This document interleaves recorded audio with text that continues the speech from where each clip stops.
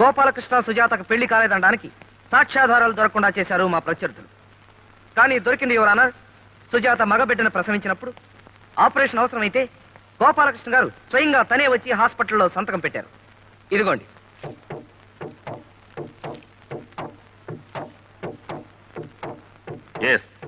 ఇది గోపాలకృష్ణ పెట్టిన సంతకమే. ఎందుకంటే అతని ఆఫీసు రికార్డుల మీద పెట్టిన సంతకం నా దగ్గర ఉంది. ఇది ఖచ్చితంగా అతను పెట్టిన సంతకమే. Thank you very much your honour.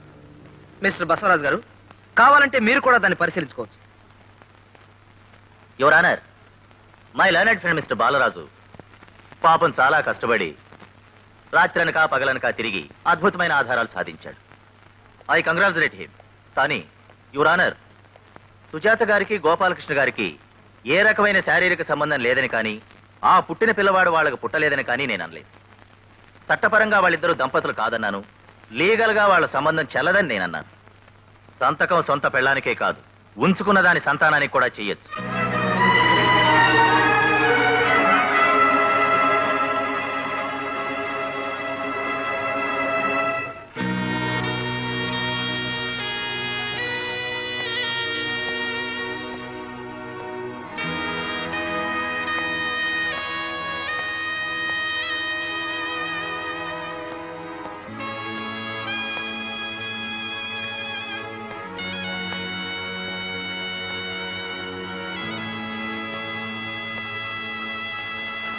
Don't worry బావా, ఆ బసవరాజు గారి అదృష్టం బాగుండి ఆ పాయింట్ పట్టుకున్నాడు.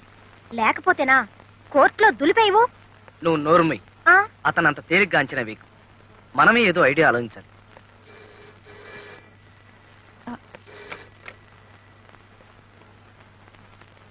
అబ్బా, హలో,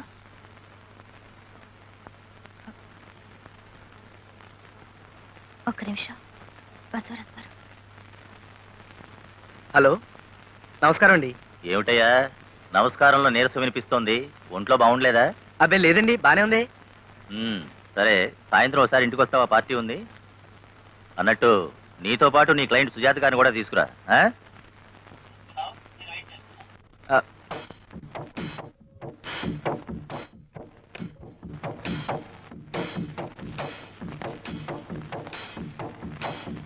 సాయంత్రం ఎందుకు రమ్మన్నాడు చెప్పమా. చూడండి, వాళ్ళని ఎలా ఒప్పిస్తారో ఏం చేస్తారో అన్న విషయాన్ని. రండి, కూర్చోండి, మీకోసమే చూస్తున్నా. అలా నిలబడ్డారేమిటండి? వచ్చి కూర్చోండి. ఎవరి పిల్ల? లేడీస్. ఎవరినండి? నన్నే, పామర్తి కృష్ణకుమార్ని, మా బావా జి బాలరాజు గారి జూనియర్ని. మన బాలరాజే కోడల పిల్ల. చాలా నీరసంగా ఉన్నట్టున్నావు.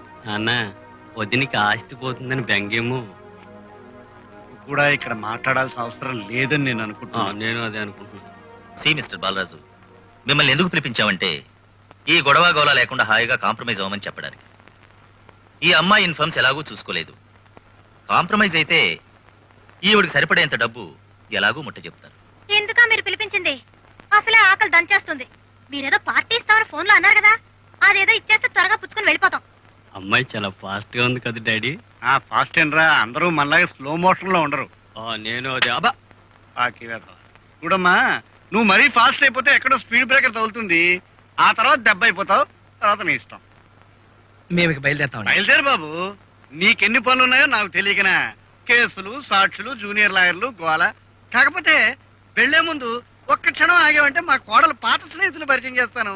నీ కేసుకి ఏమైనా ఉపయోగించవచ్చు.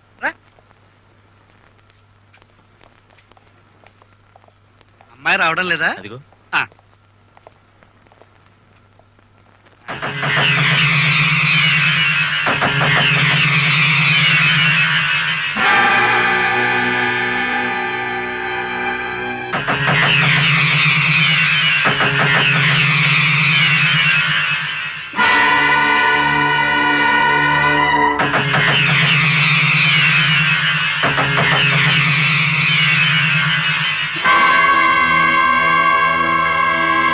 ఏమిటమ్మా సుజాత అలా తెల్లబోతున్నావు? వాళ్ళందరూ నీకు తెలీదా? మీరు ఏ నరసింహారావు గారిని ఎస్ఐ సుజాత గారు వ్యభిచారం చేస్తుంటే వారు రెడ్ హ్యాండెడ్ గా పట్టుకున్నారు. అవును సార్, నేనే అరెస్ట్ చేశాను. మీరు పంకజం గారిని rescue home warden. Sujatha jail నుంచి విడుదలైనప్పుడు ప్రభుత్వం పునరావాసం కల్పిస్తే ఇదిగో ఇక్కడ ఉన్నారు. అవునండి, 1980 ఏప్రిల్ నెలలో వారం రోజుల పాటు మా దగ్గర ఉంది. తర్వాత గోడ దూకి పారిపోయింది. మళ్ళీ ఇప్పుడే కనిపించడం. ఇకపోతే వీరు డాక్టర్ ప్రభాకర్ రెడ్డి, సైకియాట్రిస్ట్. సుజాత గారు గాయపడ్డప్పుడు వీరే ఆవిడకి ట్రీట్మెంట్ ఇచ్చింది. అవునండి, తగ్గిపోతున్న దశలో మందులు ఇవ్వడం మానేశాను. ఆ తర్వాత మళ్ళీ ఆవిడ నా దగ్గరకు రాలేదు. ఏమ్మా సుజాత, ఇందులో అబద్ధం ఏం లేదు కదా? పైగా వీళ్ళందరూ గవర్నమెంట్ ఉద్యోగులు, అనవసరంగా కేసులు ఎందుకు ఇరుక్కుంటారమ్మా? సుజాత గారు, అదండి విషయం. అంచేత బాలరాజు, ఈ సుజాత మా వాడికి పెళ్ళం కాదు, పోతే కొంతకాలం కాపురం వెలగబెట్టింది.